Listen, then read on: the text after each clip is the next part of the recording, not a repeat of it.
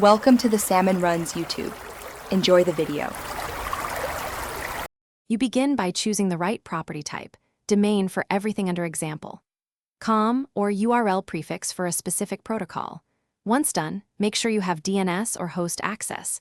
Verification will require a TXT record, HTML file, or meta tag.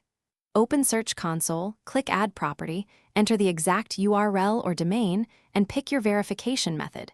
You're doing this now to give Google authoritative proof you control the site. It speeds indexing and prevents misattribution of data. Next, complete verification by following the chosen method. Paste the TXT record into your DNS, upload the HTML file to the site root, or add the meta tag into the head. After Google confirms ownership, immediately submit your sitemap in the Sitemaps report so crawlers know page structure.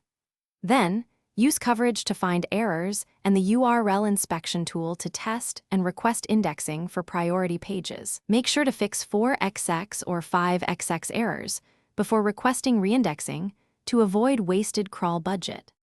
Finally, review performance and coverage weekly to confirm indexing and visibility improvements. You should set alerts for mobile usability and core web vitals so UX problems are fixed quickly. Once corrected, validate fixes in Search Console to prompt rechecks.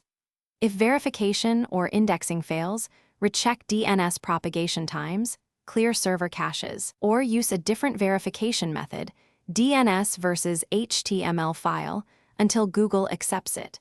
And remember, request indexing again only after confirming.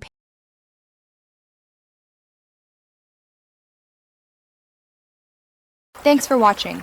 Consider subscribing if we helped you.